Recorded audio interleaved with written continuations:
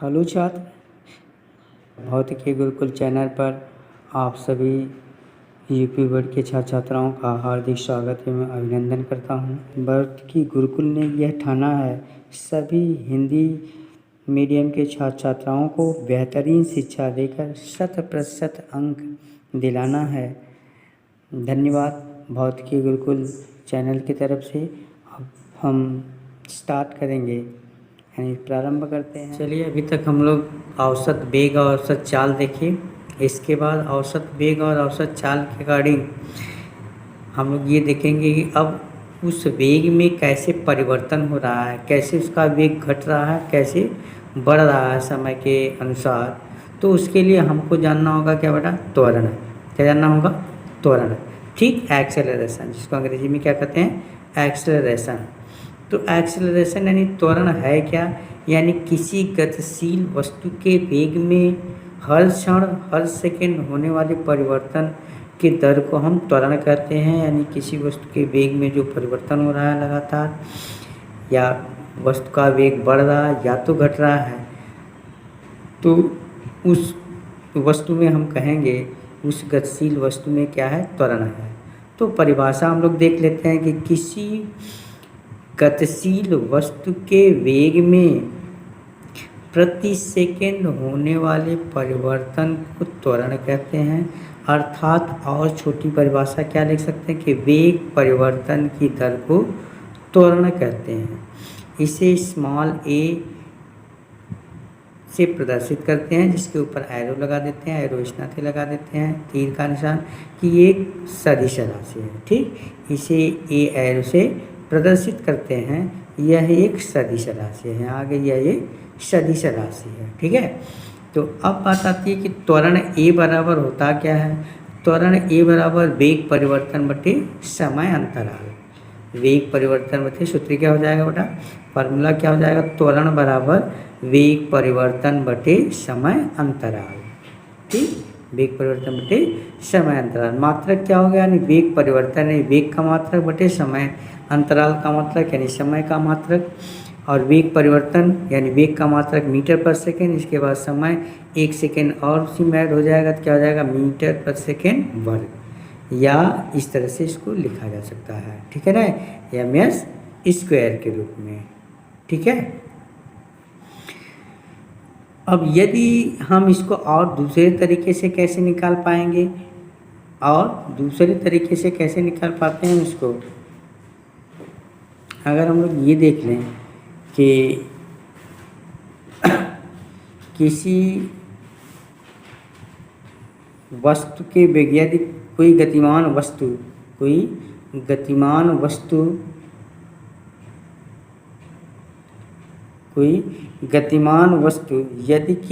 यदि किसी गतिमान वस्तु का t1 समय में वेग v1 तथा t2 समय में वेग v2 हो जाता है, तो वस्तु का त्वरण क्या होगा? तो हमने फार्मूला जो ऊपर पढ़ा था, वेग परिवर्तन बटे समय अंतराल, तो पहले वेग परिवर्तन निकाल लेते हैं, क्योंकि t1 समय में वेग v1 था और t2 समय लेने के बाद उसका वेग बढ़ करके कितना हो जाता है? v2 हो जाता है। ठीक, तो वेग परिवर्तन का मतलब अंतर निकाल लेते हैं, v2 माइनस v1, और समय परिवर्तन समय अंतराल कितना हो जाएगा? t2 माइनस t1, तो हो जाएगा v2 माइनस v1 अपान t2 माइनस t1, यानी v2 माइनस v1 समय अंतराल हो गया, और बटे यानी अपान क्या हो जाएगा? समय अंतराल t2 माइनस t1। ठीक, तो यहाँ आपने देखा कि त्वरण v2 माइनस v1 वेग परिवर्तन और बटे समय परिवर्तन यानी समय अंतराल t2 माइनस t1, और v2 माइनस v1 को लिख सकते हैं डेल्टा v, यानी डेल्टा यहाँ क्या प्रदर्शित करता है? परिवर्तन। डेल्टा t उसी तरह से परिवर्तन समय में होता है, तो डेल्टा v अपान डेल्टा t, यानी त्वरण इस तरह से भी निकाला जा सकता है कि यदि किसी गतिमान वस्तु का भिन्न भिन्न समय में उसका चाल भिन्न भिन्न हो, तब हम भिन्न भिन्न होगा तो परिवर्तन हो रहा है उसके वेग में, इस नाते उसमें त्वरण होगा, और उसका त्वरण निकालने के लिए हम तब इस फार्मूले का यूज़ करेंगे। ठीक, और यहाँ यदि कहा जाए कि यदि किसी वस्तु का प्रारंभिक वेग u तथा t समय बाद उसका अंतिम वेग v हो जाती है, जैसे कोई वस्तु है तो स्टार्टिंग में u वेग से चलना स्टार्ट किया, चलना शुरू की, कुछ समय बाद उसका वेग बदल करके या बढ़ करके या घट करके v हो जाता है, तो वहाँ वस्तु का त्वरण कैसे निकालेंगे? तो a इज इक्वल टू त्वरण a इज इक्वल टू अंतिम वेग माइनस प्रारंभिक वेग, अंतिम वेग माइनस प्रारंभिक वेग बटे t। ठीक, अब इसके द्वारा आप त्वरण निकाल सकते हैं। ठीक है, इसके द्वारा आप त्वरण निकाल सकते हैं। तो यहाँ आपने निकाला कि वस्तु का त्वरण a इज इक्वल टू क्या हो गया? v माइनस यू, यानी अंतिम वेग माइनस प्रारंभिक वेग अपॉन t। तो ऐसे आ गया ये। अब यहाँ ये नोट्स में कुछ आप ये नोट कर लीजिएगा कि त्वरण उत्पन्न होने का कारण, त्वरण उत्पन्न ही क्यों हो रहा है, उसका कारण क्या है? तो उसका 2 कारण हो सकते हैं या 3 कारण हो सकते हैं मैक्सिमम।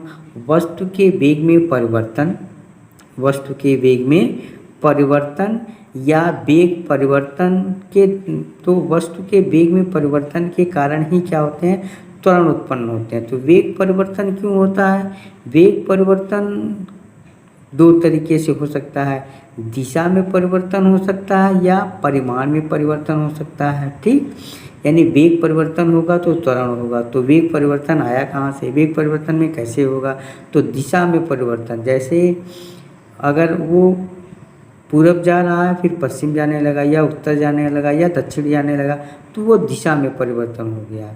और परिमाण में का मतलब बदल रहा है, इसका मतलब कि अगर वो 4 मीटर पर सेकंड के वेग से चल रहा है फिर 8 मीटर पर सेकंड के वेग से चलने लगा, या फिर 4 से चल रहा है तो 2 मीटर पर सेकंड के वेग से चलने लगा, तो यहाँ ये उसके परिमाण में परिवर्तन हो रहा है। या तो दोनों में परिवर्तन हो, दिशा और परिमाण दोनों, तो दिशा भी बदल रही हो, परिमाण भी बदल रहा हो, तो भी त्वरण में परिवर्तन होगा। तो त्वरण में परिवर्तन या त्वरण क्यों उत्पन्न होता है? वो सिर्फ वेग परिवर्तन के कारण होता है। वेग परिवर्तन निम्न 2 कारणों से होता है, दिशा में परिवर्तन, परिमाण में परिवर्तन या दिशा और परिमाण दोनों में परिवर्तन के कारण। ठीक, तो यहाँ तक तो अभी आपने सीखा कि त्वरण है क्या। त्वरण आपने देखा कि किसी वस्तु के वेग में होने वाले परिवर्तन की दर को हम त्वरण कहते हैं। त्वरण बराबर आपका आ गया वेग परिवर्तन बटे समय अंतराल। ठीक, अब उसमें आपने देखा कि भिन्न भिन्न समय में अगर भिन्न भिन्न वेग ग्रहण करती है गतिशील वस्तु, तो उसका त्वरण हम निकाल लेते हैं कि v2 माइनस v1 अपान t2 माइनस t1 के द्वारा या डेल्टा v अपान डेल्टा t के द्वारा। और यदि ये किसी प्रारंभिक वेग से चलना प्रारंभ करती है और कुछ समय बाद उसका वेग बदल कर कुछ और हो जाता है, तो उससे हम त्वरण कैसे निकालेंगे? अंतिम वेग माइनस प्रारंभिक वेग बटे समय। ठीक, तो यहाँ तक त्वरण आ गया। त्वरण का जो मात्रक होगा वो मीटर पर सेकंड स्क्वायर होगा, वो आपने ऊपर ही देखा फार्मूले में पहले परिभाषा लिखते समय। अब बात आ जाती है त्वरण के प्रकार की। तो त्वरण हम देख लेते हैं कि कितने प्रकार का होगा, क्योंकि वस्तु का वेग कभी बढ़ रहा है कभी घट रहा है। ठीक, तो अब हम उसका मतलब कि त्वरण के प्रकार भी होंगे। तो आ जाते हैं हम लोग त्वरण के प्रकार पे, types of the acceleration. Types of the acceleration, तो टाइप्स ऑफ एक्सेलरेशन में किसी वस्तु में उत्पन्न त्वरण 3 प्रकार के होते हैं। किसी वस्तु में उत्पन्न त्वरण कितने प्रकार के होते हैं? 3 प्रकार के होते हैं। पहला है एक समान त्वरण। एक समान त्वरण जिसको बोलते हैं यूनिफॉर्म एक्सेलरेशन। क्या बोलते हैं? Uniform acceleration. ठीक, यूनिफॉर्म एक्सेलरेशन। अब यूनिफॉर्म एक्सेलरेशन को कैसे हम डिफाइन करेंगे वो देख लेते हैं हम लोग। यूनिफॉर्म एक्सेलरेशन, ठीक, तो यूनिफॉर्म एक्सेलरेशन को कैसे डिफाइन करेंगे हम लोग? यहाँ है कि एक समान वस्तु, यानी किसी वस्तु के वेग में ना, किसी वस्तु के वेग में समान समय अंतराल में समान वेग परिवर्तन हो रहा हो, तो वस्तु में उत्पन्न त्वरण एक समान त्वरण कहलाता है। यानी समान समय अंतराल में उसकी वस्तु के वेग में समान वेग परिवर्तन होता है, तो कहा जाएगा उस वस्तु में जो त्वरण है वो कैसा है बेटा? एक समान त्वरण है। जैसे स्वतंत्र रूप से नीचे की ओर गिरती हुई वस्तु में त्वरण। उदाहरण के लिए अगर हम जानें कि कैसे इसको हम जान पाते हैं, तो स्वतंत्रतापूर्वक कोई वस्तु, जैसे छत से कोई कंकड़ गिरा दीजिए या कोई वस्तु गिरा दीजिए आप, तो वो जो नीचे आ रही है उसके त्वरण में जो परिवर्तन हो रहा है वो एक समान त्वरण है। ठीक, तो मेरी समझ से त्वरण समझ में आया होगा। पहला एक समान त्वरण। ठीक, तो एक समान त्वरण के बाद आ जाता है आपका दूसरा प्रकार। दूसरा प्रकार है आपका असमान त्वरण। क्या होता है? असमान त्वरण। ठीक, असमान त्वरण। तो असमान त्वरण यानी नॉन यूनिफॉर्म एक्सेलरेशन, असमान त्वरण। तो वहाँ आपने देखा कि कोई गतिशील वस्तु समान त्वरण में, कोई गतिशील वस्तु समान समय अंतराल में समान वेग परिवर्तन होता है तो एक समान त्वरण होता है। यहाँ समान समय में असमान या भिन्न भिन्न वेग ग्रहण करती है तो असमान त्वरण उत्पन्न होगा। जैसे डेफिनेशन देख लेते हैं, परिभाषा। यदि किसी वस्तु के वेग में परिवर्तन समान समय अंतराल में भिन्न भिन्न होता है, यानी समान समय अंतराल में उसके वेग में भिन्न भिन्न परिवर्तन, एक बार 10 मीटर पर सेकेंड से फिर 8 मीटर हो गया, फिर 12 मीटर हो गया, इस तरह का उठापटक हो रहा है, तो वस्तु में जो त्वरण होगा वो असमान त्वरण होता है। इसका उदाहरण देख लेते हैं। जैसे भीड़ भरे बाजार में या भीड़ भाड़ एरिया में चलती हुई मोटरसाइकिल का त्वरण। अब किसी भीड़ भाड़ एरिया में मोटरसाइकिल चला रहे हैं, आप स्वयं चल रहे हैं, तो उसका वेग कैसे हो? कभी आप तेज़ चलेंगे, कभी स्लो चलेंगे, कभी मीडियम चलेंगे। तो इस तरह का उस कार में या उस साइकिल में, जो साइकिल सवार है या मोटरसाइकिल से आप चल रहे हैं, तो उसमें जो त्वरण होगा वो कैसा होगा? असमान त्वरण है। ठीक, क्या होगा? असमान त्वरण। ठीक, अब तीसरा धनात्मक एवं ऋणात्मक त्वरण। तीसरा प्रकार क्या है इसका? धनात्मक एवं ऋणात्मक त्वरण। ठीक, धनात्मक एवं ऋणात्मक त्वरण। ठीक है ना? तो धनात्मक और ऋणात्मक त्वरण क्या होगा ये देख लेते हैं हम लोग। धनात्मक और ऋणात्मक त्वरण, तो जिसको positive and negative, positive acceleration या नेगेटिव एक्सेलरेशन, पॉजिटिव धनात्मक को पॉजिटिव एक्सेलरेशन और ऋणात्मक को नेगेटिव एक्सेलरेशन या के नाम से जानते हैं। तो पहले देखते थे कि यदि किसी धनात्मक त्वरण क्या होगा? धनात्मक त्वरण क्या होगा? यदि किसी वस्तु के वेग में परिवर्तन या किसी वस्तु के वेग का परिमाण समान समय के साथ साथ बढ़ रहा होता है तो त्वरण कैसा होता है? धनात्मक होता है। यानी यदि वस्तु का वेग समय के साथ साथ बढ़ रहा है, ठीक, यानी लगातार उसका वेग बढ़ रहा है, तो कहा जाएगा कि उस वस्तु में जो वेग है वो कैसा है बेटा? धनात्मक त्वरण है।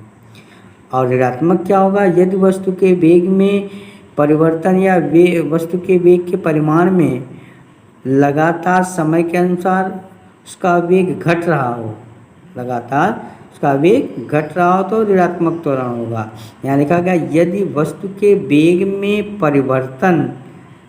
परिवर्तन समय के साथ साथ घट रहा हो तो त्वरण ऋणात्मक होगा। क्या घट रहा हो? वेग घट रहा हो। क्या घट रहा हो? समय के साथ साथ घट रहा हो, यानी वेग घट रहा हो। क्या होना चाहिए था? वेग घट रहा हो तो त्वरण कैसा होगा? ऋणात्मक होगा। जैसे इसे मंदन त्वरण भी कहते हैं, यानी ऋणात्मक त्वरण को और दूसरे नाम से क्या जानते हैं? मंदन त्वरण के नाम से जानते हैं। किसके नाम से जानते हैं? मंदन त्वरण के नाम से जानते हैं। ठीक, मंदन त्वरण। अच्छा, इसे मंदन त्वरण या रिटार्डेशन कहते हैं। तो रिटार्डेशन वर्ड बड़ा प्रसिद्ध है शब्द, रिटार्डेशन या मंदन त्वरण। ठीक है। जैसे नीचे से ऊपर जाने वाले पत्थर का त्वरण। कोई वस्तु नीचे से आए, कोई पत्थर या कंकड़ नीचे से आप ऊर्ध्वाधर ऊपर की तरफ फेंक दीजिए तो उसका जो वेग होगा उस वेग में जो त्वरण होगा वो कैसा होगा? ऋणात्मक त्वरण होगा। ठीक, क्योंकि उसका वेग जो है लगातार समय के अनुसार घट रहा होता है। घट रहा होता है कैसे हमको पता चलता है, क्योंकि जब हम ऊपर की ओर फेंकेंगे तो कुछ समय बाद फिर वो वापस आने लगता है। अगर वो वापस नहीं आता, उसका वेग शून्य हो गया, इसका मतलब कि जो वेग बढ़ाने वाली भौतिक राशि थी वो घट रही है। वो भौतिक राशि कौन सी है? त्वरण है। त्वरण अगर होता तो और दूरी और ऊंचाई कवर करता, पत्थर फेंका गया, लेकिन ऊंचाई कवर नहीं किया। इसका मतलब कि धीरे धीरे उसका क्या था? वेग अगर शून्य हो रहा है अंतिम वेग, इसका मतलब त्वरण उसका घट रहा है। इस नाते उसको क्या कहते हैं? ऋणात्मक त्वरण कहते हैं। ठीक, अब ये सब जानने के बाद त्वरण जान गए, त्वरण के प्रकार जान गए। त्वरण के प्रकार कितने प्रकार के हो गए? 3 प्रकार के। एक समान त्वरण, असमान त्वरण और धनात्मक और ऋणात्मक त्वरण। ठीक, अब उसके बाद हम लोग ये देखेंगे कि दूरी भी पढ़ लिए, समय भी पढ़ लिए। वो सारी चीज़ें पढ़ने के बाद अब हम इधर देख लेते हैं हम लोग कि दूरी समय ग्राफ क्या होता है। दूरी समय ग्राफ, अब इधर ये इम्पोर्टेंट टॉपिक है आपका दूरी समय ग्राफ का, यानी डिस्टेंस टाइम ग्राफ। ये क्या है बेटा?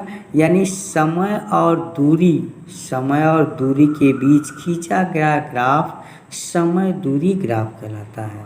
समय दूरी ग्राफ किसे कहते हैं पहले हम वो जान लेते हैं। यानी समय और दूरी के बीच खींचा गया ग्राफ समय दूरी ग्राफ कहलाता है। तो ग्राफ पहले हम जानते हैं ग्राफ है क्या।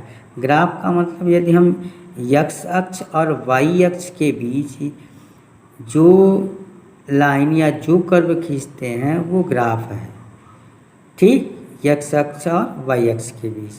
तो सेम उसी तरह से, तो उसके पहले समय यानी दूरी समय ग्राफ लग गया। तो ग्राफ वो किसके बिटवीन खींचा जा रहा है? दूरी और समय के बिटवीन, दूरी और समय के बीच। ठीक, चलिए जैसे यहाँ समय दूरी ग्राफ में x एक्सिस पर हम समय को दिखाते हैं और y एक्सिस पर हम दूरी को दिखाते हैं, जैसा कि चित्र में दिखाया गया है। यहाँ एक चित्र बनाया गया है, देख रहे हैं आपको। तो ये x एक्सिस है, y एक्सिस है। यहाँ x अक्ष लिखा गया है और यहाँ y अक्ष लिखा गया है। x अक्ष पे अभी हमेशा जो नोन वैल्यू, जो वैल्यू हम जानते हैं उसको हम x अक्ष पर लिखते हैं। जैसे समय t सेकेंड में है जो x अक्ष पर लिखा गया है, और दूरी मीटर में है जिसको s से प्रदर्शित करते हैं, वो y एक्सिस पे दिखाई गई है। अब यहाँ देखिए ये 0 पॉइंट यानी इसका ओरिजिन है, प्रारंभिक बिंदु है। यहाँ से कोई वस्तु, अब यहाँ हम ऐसे अगर ग्राफ प्लॉट करते हैं तो ये छोटे छोटे डिवीजन में बांट दिया गया है कि यहाँ से यहाँ तक का 1 सेकेंड, यहाँ से यहाँ तक दूसरा सेकेंड, यहाँ से यहाँ तक तीसरा, यहाँ से यहाँ तक चौथा, यहाँ से यहाँ तक पाँचवा, यहाँ से यहाँ तक छठवां और यहाँ से यहाँ तक सातवां। ऐसे ऐसे आप अगर और आगे तक बढ़ा के लिख सकते हैं। यानी ठीक, यानी 1 इंच या 1 सेंटीमीटर बराबर 1 सेकेंड यहाँ मान लिया गया है। ठीक, उसी तरह से दूरी वाले ग्राफ में दूरी वाले एक्सिस पे भी यही मान लिया गया है कि 1 सेंटीमीटर बराबर 3 मीटर के, 1 सेंटीमीटर बराबर 3 मीटर के। कैसे देखिएगा, 3 है, 6 है, 9 है, 12 है, यानी 1 सेंटीमीटर यहाँ से यहाँ तक का जो डिस्टेंस है वो मान लिया गया है 3 मीटर, फिर ये 6 मीटर, ये 9 मीटर, ये 12 मीटर, यानी 1 सेंटीमीटर बराबर 3 मीटर मान लिया गया है दूरी को, और 1 सेंटीमीटर बराबर 1 सेकंड मान लिया गया है समय को।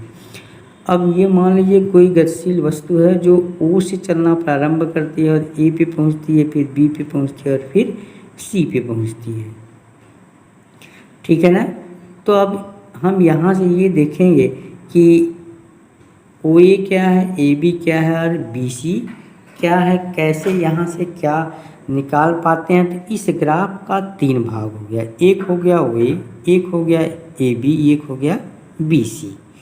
ठीक, तो हम ये तीनों भाग के बारे में अलग अलग समझेंगे। जैसे कि यहाँ आपको दिखाई दे रहा है कि ग्राफ के कितने भाग हो गए हैं बेटा, 3 भाग हो गए हैं ना। ग्राफ के कितने भाग हो गए हैं, 3 भाग दिखाई दे रहे हैं आपको। ठीक, ग्राफ के 3 भाग दिखाई दे रहे हैं ना, ग्राफ के 3 भाग दिखाई दे रहे हैं। ठीक है। देखिए ग्राफ के 3 भाग दिखाई दे रहे हैं। यहाँ ग्राफ के 3 भाग, पहला भाग है ग्राफ का भाग ओ ए, यानी ग्राफ का भाग ओ ए जो है वह अगर हम यहाँ देखते हैं तो ओ ए जो होगा, ठीक, ओ ए, ठीक, ओ ए यानी ग्राफ ओ ए एक समान चाल को प्रदर्शित कर रहा है या एक समान गति को प्रदर्शित कर रहा ओ से ए तक। क्यों? क्योंकि 1 सेंटीमीटर में यानी 1 सेकंड में 3 मीटर दूरी तय कर रहा है, अगले 1 सेकंड में 6 मीटर पे पहुंच गया, यानी 3 मीटर पहले तय किया, 3 मीटर बाद में भी तय किया। यही आपने परिभाषा में लिखा है एक समान चाल में कि समान समय अंतराल में समान दूरी तय होती है तो वस्तु की चाल क्या होगी, एक समान चाल होगी। इसका मतलब ओ ए जो पार्ट है, भाग है, वो एक समान चाल को प्रदर्शित कर रहा है। कैसे समझ पाया? क्योंकि 1 सेकेंड में 3 मीटर और अगले 1 सेकेंड में भी 3 मीटर जब 2 पे आ गया तो यहाँ से यहाँ तक 1 सेकेंड और यहाँ से यहाँ तक, फिर यहाँ से यहाँ तक की दूरी, मतलब जो मेजरमेंट है 0 से लेकर के 2 तक वो 2 मीटर, 2 सेकेंड है। 1 सेकेंड ये, 1 सेकेंड इसका आने का, ठीक। तो अगले 1 सेकेंड में भी 3 मीटर ही दूरी तय कर रहा है। इस नाते ओ ए भाग जो है वो परिभाषा के अनुसार एक समान चाल को प्रदर्शित करता है। यानी यहाँ ये कहा जा सकता है कि दूरी समय के अनुक्रमानुपाती होती है। दूरी बढ़ेगी तो समय बढ़ेगा। किसमें? ओ ए पार्ट ओ ए में, यानी भाग ओ ए में। अब बात आ जाती है भाग ए बी की। दूसरा भाग क्या आ जाता है? ए बी भाग आ जाता है। अब ए बी भाग कितना समय ले रहा है? 2 से 5 तक का डिस्टेंस कितना समय हो रहा है? यानी 2 सेकेंड में 6 मीटर दूरी तय किया था और 5 सेकेंड में कितना दूरी तय किया बेटा, जल्दी से बताओ। 5 सेकेंड में कितना दूरी तय किया? वो 6 ही पे है ना, ऊपर गया होता तो दूरी तय करता, लेकिन ये 6 पे है। इसका मतलब समय बढ़ रहा है लेकिन दूरी नहीं बढ़ रही है। इसका मतलब क्या है? समय बढ़ रहा हो और दूरी नहीं बढ़ रही हो, तो जैसे आप घर में बैठे हैं कोई काम नहीं कर रहे हैं तो समय तो बढ़ रहा होगा। इसका मतलब कि वो विरामावस्था में यानी रुका हुआ है। क्या है? रुका हुआ है। इसका मतलब कि जो ए बी भाग है यक्स अक्ष के समांतर हो गया, तो यक्स अक्ष के समांतर जो रेखा होगी, जो भाग होगा, वो वस्तु के विरामावस्था को प्रदर्शित करेगा। किसको प्रदर्शित करेगा? वस्तु के विरामावस्था को प्रदर्शित करेगा। ठीक है, विरामावस्था को, जो वस्तु के विरामावस्था को प्रदर्शित करता है।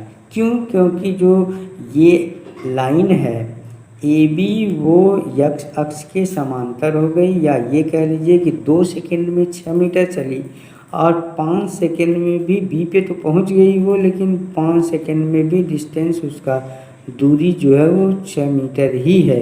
इसका मतलब जहाँ पहले थी 6 मीटर पे 2 सेकेंड पे थी, 5 सेकेंड पे भी 6 मीटर पे है। इसका मतलब वस्तु कैसी है? रुकी हुई है, जिसको हम क्या बोलते हैं? विरामावस्था बोलते हैं। क्या बोलते हैं बेटा? विरामावस्था बोलते हैं। और तीसरा भाग देख लेते हैं इसका, बी सी। क्या देख लेते हैं? B C. अब बी सी 5 सेकेंड से 7 सेकेंड में, 5वें सेकेंड पे बी पे थी, 7वें सेकेंड पे कहाँ जा रही है? सी पे आ जा रही है। ठीक, 7वें सेकेंड पे कहाँ जा रही है? सी पे आ जा रही है। इसका मतलब कि अब सी वाला जो यक्स एक्सिस पे आ गई, तो यक्स एक्सिस पे वस्तु कहाँ थी? प्रारंभिक अवस्था पे थी, प्रारंभिक स्थिति में थी। इसका मतलब वेग यहाँ ओ पे क्या था? मतलब दूरी शून्य थी, समय भी शून्य था ना। यहाँ समय बढ़ा लेकिन दूरी क्या है? शून्य अवस्था। फिर एक्स एक्सिस पे आ गए थे, वाई एक्सिस 0 हो गया, तो एक्स एक्सिस पे वाई एक्सिस 0। इसका मतलब कि दूरी इसकी शून्य हो गई। इसका मतलब कि जहाँ पहले थी वहीं लौट के वापस आ गई। इसका मतलब बी सी भाग जो है, बी सी भाग वस्तु के बी से सी पर पहुंचती है, जो एक समान चाल के साथ वेग के विपरीत दिशा को प्रदर्शित करती है। यानी पहले यहाँ से एक्स एक्सिस पे चली, बी ए पे गई, फिर बी सर से फिर उसी एक्स एक्सिस सी बिंदु पे आ गई।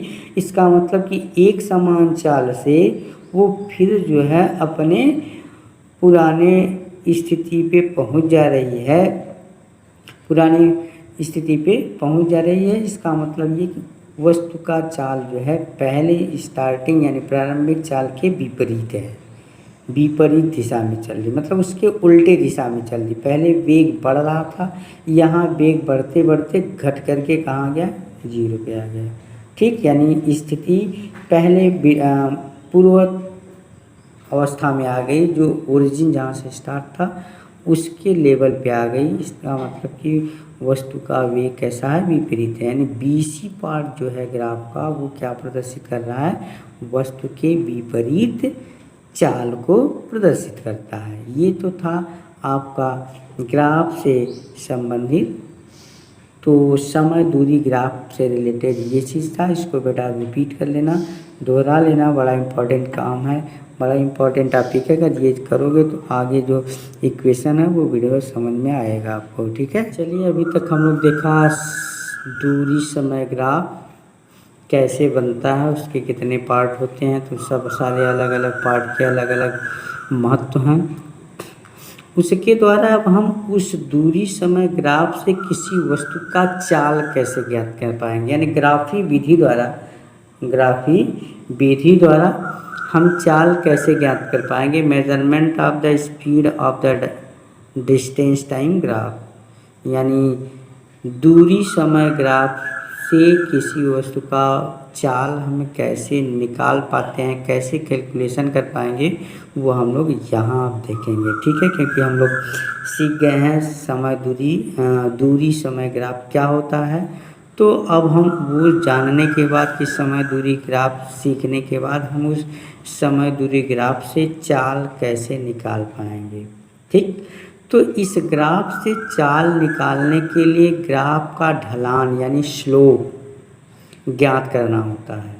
यानी दूरी समय ग्राफ से किसी वस्तु का चाल निकालने के लिए क्या जानना पड़ता है हमको, ग्राफ का ढलान यानी स्लोप।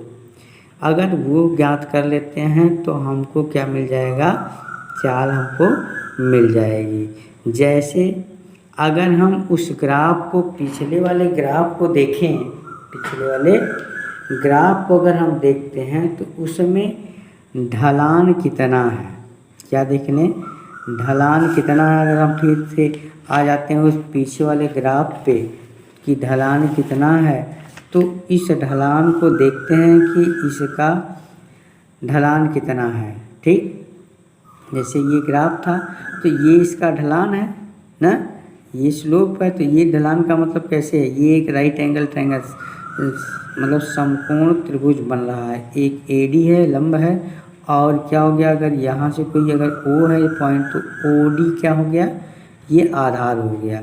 तो इसका ढलान क्या हो गया, ओ ए। हमको ओ ए निकालना है, क्या निकालना है, ओ ए निकालना है। ओ ए निकालने के लिए हम क्या करेंगे, यानी दूरी यानी हो जाएगा ए डी बटे ओ डी, क्या हो जाएगा, ओ ए निकालेंगे बेटा तो ओ ए अपॉन ओ डी। ठीक है, तो हम लोग ढलान यानी किसी ग्राफ से कैसे निकालेंगे चाल, यानी ओ ए भाग पर ढलान। ओ ए भाग कहाँ हो गया, ओ ए भाग आपका ये दिख रहा है ग्राफ में, ओ ए।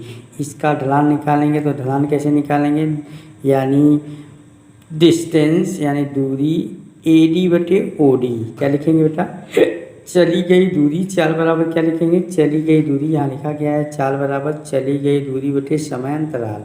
और चली गई दूरी क्या है, ए डी, क्या है, ए डी। ठीक, ए डी इतना दूरी चली, और समय अंतराल कितना हो गया, ओ से डी तक, यानी ओ डी। तो यहाँ ये कितना हो गया, 6, यानी ए डी कितना हो गया, 6 ना, 6, और यानी ए पे 6, डी कितना हो गया 0, तो 6 माइनस 0 बटे 2 माइनस 0। ठीक, यहाँ 2 सेकेंड, यहाँ प्रारंभिक स्थिति 0, तो 2 माइनस 0 यानी 6 बटे 2 आ गया, यानी कितना हो जाएगा, 2 3 6, 3 मीटर प्रति सेकेंड। कितना आ गया चाल, 3 मीटर प्रति सेकेंड। ये आ गया ग्राफ के द्वारा, यानी ढलान निकाल लिए तो चाल आ गई। ठीक है ना। अब इसमें इसी प्रकार ए बी भाग में चाल निकाल लेते हैं। ए बी भाग में चाल कितना है, ए बी भाग का चाल का मतलब कि अब यहाँ ए बी का जो डिस्टेंस कितना है, ए डी या बी ई, ए डी या बी ई, तो कितना हो जाएगा, दोनों का डिस्टेंस मतलब दूरी कितना, 6 सेंटीमीटर, तो 6 ए का 6 बी का भी 6, क्योंकि डिस्टेंस जो ऊपर नाप रहे हैं ए डी बराबर बी ई हो गया, ए डी बराबर बी ई, ठीक। तो कितना मिल गया, ए डी बराबर क्या मिल गया, बी ई, ये बराबर कितना हो गया, 6 सेंटीमीटर, यानी 6 यहाँ भी 6 यहाँ भी, तो 6 माइनस 6 और यहाँ हो जाएगा 5 माइनस 2, कितना हो जाएगा, 5 माइनस 2, यहाँ लिखा गया है ना, 5 माइनस 2 यानी हो जाएगा 3, यहाँ हो जाएगा 0, 0/3 यानी 0 आ गया, 0/3 भाग देंगे कितना आ गया, 0, यानी ए बी भाग में चाल कितना आ गया, 0। तो बताया गया अभी पीछे कि ए और बी के बीच में वस्तु कैसी है, विरामावस्था में है, समय बढ़ रहा है लेकिन दूरी नहीं बढ़ रही, इसका मतलब वहाँ वेग क्या है, 0 है, 0 हो गया तो विरामावस्था में होगा।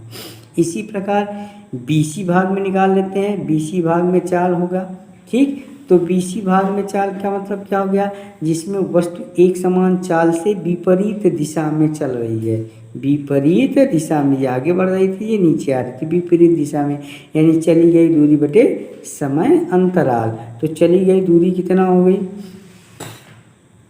ठीक, चली गई दूरी निकाल लेते हैं यहाँ। तो चली गई दूरी कितना हो जाएगी, यहाँ पे देखिए चली गई दूरी, तो चली गई दूरी यानी बी ई अपान क्या हो जाएगा, बी ई अपान ई सी, बी ई अपान ई सी, बी ई अपान ई सी, बी ई अपान ई सी, ठीक। यहाँ लिखा गया बी ई अपान ई सी, तो बी ई यानी बी का डिस्टेंस माइनस सी, तो यहाँ देखिए कि बी ई यानी बी ई कितना हो गया, ई पे डिस्टेंस 0, ठीक, 0 माइनस 6 यानी 0 माइनस 6 अपान हो जाएगा 7 माइनस 5, 7 माइनस 5, तो 7 माइनस 5 यहाँ हो गया तो -6/2 आ जाएगा, और 2 3 6 यानी माइनस चिन्ह लगा, या 3 मीटर पर सेकंड, जैसे सेम इसमें आया था उसी तरह से यहाँ 3 मीटर पर सेकंड आया था, चाल धनात्मक थी, तो चाल मतलब यहाँ क्या था, वो आगे बढ़ रही थी उसके विपरीत दिशा में, यहाँ जो ऋण चिन्ह आया है, ऋणात्मक चिन्ह आया है, वो बता रहा है कि पहले के विपरीत दिशा में, अगर वो ऊपर चल रही है वस्तु तो ये जो चाल है वो नीचे आने का है, यानी विपरीत दिशा प्रदर्शित करती है। क्या प्रदर्शित करती है, विपरीत दिशा प्रदर्शित करती है, ठीक है। तो अब ये देख लिए आपकी दूरी समय ग्राफ के द्वारा किसी वस्तु का वेग कैसे निकालते हैं, ढलान के द्वारा। हम ढलान निकाल लेते हैं किसी ग्राफ का, उस ढलान से क्या निकाल लेते हैं बेटा, ग्राफ निकाल लेते हैं, ठीक। अब नेक्स्ट चीज़ हम लोग अगला देखेंगे नेक्स्ट वीडियो में, यानी दूरी समय ग्राफ में दो वस्तुओं की चालों की तुलना कैसे कर पाएंगे, दो वस्तुओं की चाल की तुलना कैसे कर पाते हैं। तो यहाँ देखिए कि जैसे ये हो गया है आपका दूरी समय ग्राफ में दो वस्तुओं की चालों की तुलना करना। तो यहाँ हम ढलान की तुलना करके हम जान जाते हैं तो इसकी चाल किसकी ज़्यादा है किसकी कम है। ढलान बराबर चाल, ढलान बराबर क्या हो जाएगा, चाल, यानी ढलान बराबर क्या हो गया, चाल। यानी दो वस्तुएं अगर चल रही, जैसे कि यहाँ ग्राफ में देख रहे हैं, ये वाई एक्सिस है, ये एक्स एक्सिस है, एक्स एक्सिस पे आपने समय लिया है और वाई एक्सिस पे आपने दूरी लिया है। तो यहाँ दो वस्तु हैं, एक ओ ए ढलान है, एक ओ बी ढलान है। तो किसका ढलान ज़्यादा है, ढलान का मतलब स्लोप किसका ज़्यादा है, कि जो कौन एक्स एक्सिस से ज़्यादा कोण बना रहा है, झुकाव किसका ज़्यादा है, तो ओ बी का ज़्यादा है। इसका मतलब ओ बी का चाल यहाँ ए वाले वस्तु के चाल से, अगर यहाँ पे हम चाल वी ए मान लेते हैं, ठीक, यहाँ बिंदु ए का चाल वी ए और बिंदु बी का चाल वी बी है, ठीक। तो अब वी बी बड़ा है वी बी से, कैसे, वी ए से कैसे, यहाँ देखते हैं हम लोग कि ओ ए का ढलान या चाल बराबर वी ए, ओ ए का जो ढलान होगा वो क्या होगा, उसको हम यानी चाल होगा, और चाल को हम क्या लिखते हैं, वी ए से लिखे हैं। V A is equal to क्या हो जाएगा, यानी ए सी बटे ओ सी, ए सी बटे ओ सी, ए सी ये दूरी हो गई और ओ सी ये समय हो गया, ठीक। अब यहाँ सरल रेखा OB का ढलान ज्ञात कर लेते हैं या चाल OB का, तो क्या हो जाएगा BC बटे OC VB, यानी अगले जो OB सरल रेखा ढलान है, सरल रेखा OB का ढलान या चाल, यानी इसको हम VB से प्रदर्शित करते हैं। तो VB बराबर BC अपान OC, BC दूरी हो गई और OC समय हो गया, BC बटे OC। तो अब हम VB अपान कम तुलना करना है तो एक रेशियो निकाल लेते हैं, VB अपान VA, VB की वैल्यू यहाँ और VA की वैल्यू यहाँ से पुट कर देते हैं तो उल्टा हो जाएगा, ये OC कैंसिल हो जाएगा, क्या बचेगा BC बटे AC, VC बटे AC। अब यहाँ BC बटे AC कौन बड़ा है बेटा, देखने से लग रहा है B और C इतना बड़ा है, AC इतना बड़ा है, इसका मतलब BC क्या हो जाएगा, BC is greater than VB, ठीक है ना। क्या हो जाएगा VC is greater than AC, यानी VC बड़ा है AC से, इसका मतलब कि तो VC बड़ा हो गया, VC बड़ा होने का मतलब कि जो ऊपर वेग होगा वो बड़ा हो गया, यानी VB बड़ा है किससे, VA से, यानी पहले वस्तु की चाल दूसरे वस्तु की चाल से कम है या दूसरी वस्तु की चाल पहली वस्तु से ज़्यादा है। ठीक, यहाँ तक हम लोगों ने देख लिया कि किसी समय दूरी समय ग्राफ के द्वारा दो वस्तुओं की चालों की तुलना कैसे कर सकते हैं। वो हम ढलान निकालेंगे, ढलान के द्वारा क्या मिल जाएगा, हमको चाल मिल जाएगी, उस चाल के द्वारा तुलना कर सकते हैं। ठीक है ना। अब अगला जो टॉपिक है आपका है असमान गति के लिए दूरी समय ग्राफ अथवा तात्कालिक चाल ज्ञात करना।